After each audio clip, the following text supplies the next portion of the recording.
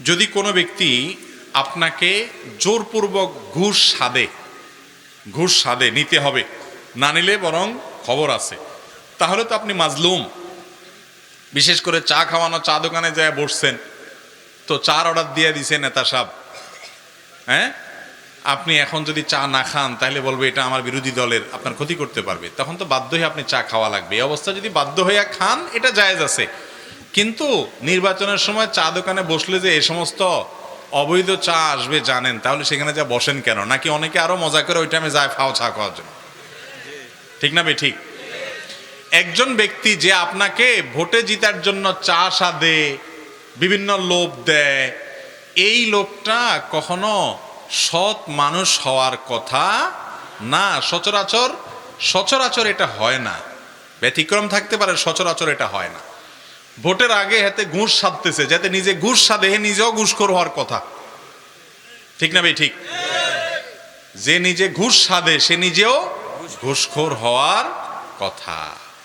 হয়তো সামান্য একটু দিয়া এরপরে সুদে আসলে নিবে আর কি।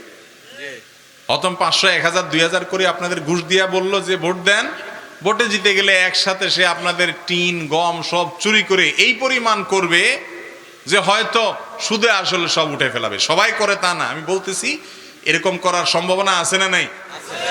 যেহেতু সম্ভাবনা আছে, সেহেতু আপনি সামান্য স্বার্থের কাছে আপনার আমানতকে বিক্রি করা আপনার জন্য জায়েজ হবে। চা দোকানে আগে থেকে বসা ছিলেন, নেতা সাহেব এসে চা অর্ডার দিয়ে দিছে, এখন না খাইলে বিপদ আছে, হ্যাঁ, সে মাইন্ড করবে, ক্ষতি করতে পারে, তাহলে চা খাবেন আর ভোটটা যে উপযুক্ত হয় তাকেই দিবেন। চা খাক আর না খাক, সে চা খাওয়াক আর না খাওয়াক, ভোটটা জায়গা মতো দিলেন, তাহলে সেক্ষেত্রে আর আপনি চা খাইয়া যে কোনো 2 নম্বরই করলেন সেরকম কিছু ঘটলো না। কথা কি বুঝাতে পারছি? কিন্তু এটা অনৈতিক। একজন মানুষের দায়িত্ব পালনের জন্য তাকে যদি অবৈধভাবে কিছু দেওয়া হয়, এটা ঘুষ। আপনার দায়িত্ব হলো আপনি সাক্ষ্য দিবেন যে এই লোকটা ভালো, উপযুক্ত, ওনাকে নির্বাচন করার জন্য আপনি ভোট দিবেন, মানে সাক্ষ্য দিবেন যে লোকটা ভালো। এটা আপনার দায়িত্ব। আপনার দায়িত্ব পালন করতে গিয়া তার কাছ থেকে পয়সা নিলেন, নিয়া তারে আপনি ভোট দিলেন, এটা স্পষ্ট প্রতারণা, জাতির সাথে বেঈমানি, এলাকার মানুষের সাথে বেঈমানি। 1000, 2000 টাকার বিনিময়ে ভোট বিক্রি করে দিলেন। 2-4 কাপ চা খাইয়া নিজের দলের টানে, আপনার গোষ্ঠীর টানে, নানা টানে অযোগ্য, অথর্ব, চোর, ডাকাত, বাটপার, দুর্নীতিবাজ, বদমাইশ এবং খারাপ মানুষকে নির্বাচিত হতে আপনি সাহায্য করলেন। এই লোক নির্বাচিত হয়ে যত কুকাম করবে তার সমস্ত কুকামের একটা ভাগ আপনাকেও পাইতে হবে, কারণ আপনি তাকে অন্যায় করতে সহযোগিতা করেছেন। একজনকে হত্যা করার জন্য ছুরিটা আগাই দিলেন, এটা যেরকম অপরাধ, একজন দুর্নীতিবাজ, একজন চোর বাটপারকে নির্বাচিত হতে আপনি যদি সাহায্য করেন, সেটাও একই রকম অপরাধ। কথাগুলো আমি আমভাবে বলছি, সাধারণভাবে বলছি। এই জন্য তুলনামূলকভাবে যে লোকটা ভালো, যোগ্য, যে লোকটা অন্যদের তুলনায় ভালো, সে জিতুক না জিতুক, হারুক, কে কারা, এসব দেখা দেখি নেই। আপনি সে উপযুক্ত মানুষটাকে কি করতে হবে, আপনার সামনে আপনার দেশের মানুষের স্বার্থ, সমাজের স্বার্থ, এলাকা মানুষের স্বার্থ, একজন মুসলমান হিসেবে ইসলামের স্বার্থ যদি সংরক্ষিত থাকে, সেটাকে আপনাকে কি দিতে হবে, প্রায়োরিটি দিতে হবে। এখন তো নির্বাচনের সময় আমি বিভিন্ন জায়গায় গিয়ে দেখতেছি, আল্লাহুল মুস্তাআন, আল্লাহ মাফ করুক, এটা আগে এতটা দেখা যায় নাই। যত মেম্বার, চেয়ারম্যান, মেয়র যে যেটাতে দাঁড়াচ্ছে, তাদের মাইকিং এর নামে যে সমস্ত গান বানায় আনায়া, এই গান যে শুনবে তাকেও শোনায়, যে শোনাবে না তাকেও শোনায়, মাইক সামনে একটা পিছে একটা, 10টা 20টা নামায়া শুনাইতেছে, গান শুনবি না মানে গান শুনতে শুনতে মারে ফেলাবো। যারা এরকম অত্যাচার করে, এটা তো এক রকমের অত্যাচার। ভাই, তুমি ভোটে দাঁড়াইছো, তুমি জানাইছো, পোস্টার লাগাইছো, জানছি, আমি তোমাকে বিবেচনা করব, তুমি তোমার ব্যাখ্যা বিশ্লেষণ দাও, তুমি তোমার বক্তব্য বলো, শুনবো। তোমার মাইকের মধ্যে গান লাগাই দিয়া, মিউজিক দিয়া হারাম গান শুনতে আমাকে বাধ্য করছো, এই অধিকার তোমাকে পৃথিবীর কোন সংবিধান দিতে পারে? তুমি আমাকে জোর করে আমার কানে গান শোনাবা এবং আমার ব্যক্তিগত কথাবার্তা পর্যন্ত বন্ধ করবা, এটা কোনোদিন কারোর রাইট হতে পারে না, হওয়ার কথা না। অথচ এখন ইলেকশনে যারাই দাঁড়ায়, যেই দাঁড়ায়, মানে গান বাজনার চোটে এলাকাতে বসে একটু মোবাইলে কথা বলার পর্যন্ত সুযোগ নেই। ঠিক না বেটি? যে এলাকাতে নির্বাচন চলে ওই এলাকা দিয়ে যখন যাই কোনো দিকে মনে হয় যে এমনি কেবল আল্লাহ মাফ করুক জাহান্নাম দিয়ে পার হচ্ছে কিনা আল্লাহ জানে, চতুর্দিক থেকে শুধু একই জিনিস।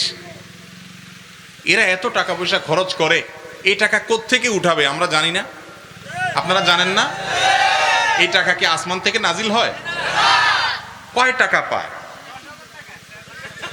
কত টাকা পায় আমি জানি না, যাই হোক 10,000 20,000 যাই পাক, যেই লোক লাখ লাখ টাকা পায়, হ্যাঁ কারোর অডেল আছে, তার নিজেরটা সে নিজে ঢালতেছে, সে অবৈধ কাজ করবে না এরকমও থাকতে পারে, কিন্তু সচরাচর যেটা হয় যে এই যে টাকা ঢালতেছে আপনারা খুশি হচ্ছেন, তার চা খায়া মোচে তাও দিতেছেন, আরে এটা দিয়ে আপনার তো শুধু আসলে কলিজা সহ টান দিবে, তাহলে এটা কখনো জায়েজ হতে পারে না।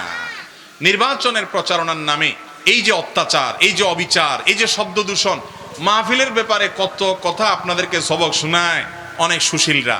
আরে ভাই, মাহফিলের কথা তো আলেমরাও বলেন যে গভীর রাত পর্যন্ত মাইক দূর দূরান্তে লাগায় মাহফিল করবেন না, এটা ইসলামের শিক্ষা না, মানুষের ঘুমের ক্ষতি করা যায় না, মাহফিল করতে গিয়ে মানুষের ঘুমের ক্ষতি করা যায় আছে।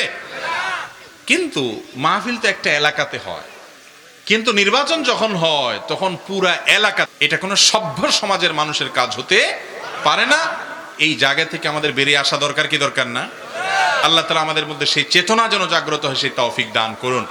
ভাইরা, প্রকাশ হয়তো ভালো বা মন্দ হতে পারে, কিন্তু আমাদের সবাইকে স্বীকার করতে হবে এটা কোনো সিস্টেম, এটা কোনো ভদ্রতা, এটা কোনো ভালো নিয়ম হতে পারে না। এখান থেকে বেরিয়ে আসার জন্য আমাদের সবাইকে উদ্যোগী হতে হবে। আল্লাহ তাআলা আমাদেরকে তৌফিক দান করুন। নির্বাচনের প্রার্থীদেরকে রিকোয়েস্ট করবেন যে ভাই, নির্বাচনে দাঁড়াইছেন ভালো কথা, এই অত্যাচার করে কানটা ফাটায় ফেলায়েন না, একটু শান্তি মতো বাঁচতে দেন। আসি কি করবেন সেটা তো আগে থেকেই বুঝতেছি, আমি সবার কথা বলতেছি। অতএব আমাদের প্রার্থীদেরকে আল্লাহ তাআলা হেদায়েত দান করুন, আর ভোটারদেরকে আল্লাহ হেদায়েত দান করুন। একটু জোরে বলেন নিজেদেরটা। নিজেরা 2 নম্বর পথে পয়সা করে খাইবে না, চা পানি খায়া 2 নম্বরই করবে না, শুধু ওই প্রার্থীদের ব্যাপারে খুব আপনার ঝাল তুলবেন, তা তো হবে না। প্রার্থী যারা হবে তারা তো আমাদেরই একজন, নাকি আমাদেরই কিছু লোক। অতএব আমরা সবাই যখন খারাপ হবে সেখান থেকে ভালো কিছু কোত্থেকে আসবে? আল্লাহ তাআলা আমাদের জনপ্রতিনিধিদেরকে মানুষের সেবা করার তৌফিক দান করুন, ওনারা যেন ভালো কাজ করতে পারে সেই তৌফিক দান করুন, ওনারা যেন আল্লাহর কাছে দাঁড়াতে হবে সেই কথা ভুলে না যান সেই তৌফিক দান করুন।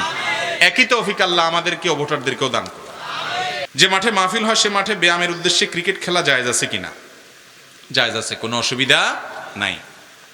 কোনো মাঠে ওয়াজ মাহফিল হয়, ঈদের নামাজ হয়, ভালো ভালো কাজ হয়, সেখানে যুবকরা যদি ক্রিকেট খেলে, উদ্দেশ্য কি? ব্যায়াম, শারীরিক ব্যায়াম। সেখানে কোনো লেনদেন নাই, জুয়া নাই যে ঠিক আছে যে দল হারবে সে দল জিতা দলকে টাকা দিবে, এরকম নাই। নাচ গান হারাম, কোনো বাদ্যযন্ত্রতন্ত্র নাই।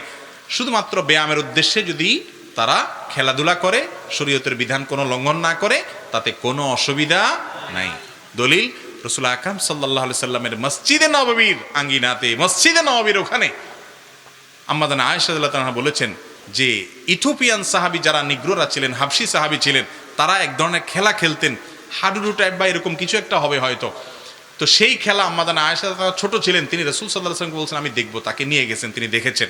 তাহলে এই যে তারা খেলেছেন, রাসূল সাল্লাল্লাহু আলাইহি ওয়াসাল্লাম অ্যালাউ করেছেন, তাহলে বোঝা গেছে আমাদের মাঠে যুবকরা যদি খেলে সেখানে হারাম এবং অনাচার কোনো কিছু না থাকে, তাতে কোনো অসুবিধা নাই।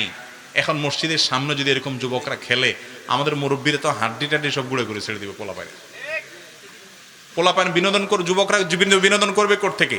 সৌদি আরবের বিভিন্ন মসজিদে মসজিদে প্রায় বেশিরভাগ মসজিদের পাশেই যুবকদের জন্য সুন্দর সুন্দর ক্লাব আছে, যে ক্লাবগুলোতে যুবকরা ভালো ভালো কাজ করে, সুন্দর সুন্দর তারা আপনার কোরআন তেলাওয়াতের কম্পিটিশন, বিভিন্ন কবিতা আবৃত্তি, সাহিত্য চর্চা, তারা বিভিন্ন দেশীয় বিভিন্ন শুদ্ধ ভালো সংস্কৃতি চর্চা, এগুলো তারা করে এবং সমাজের কল্যাণের জন্য তারা ভূমিকা রাখে। তারা একটু দেখে, একে অন্যের সাথে আড্ডা মারে, কথা বলে, ভালো মন্দ শেয়ার করে।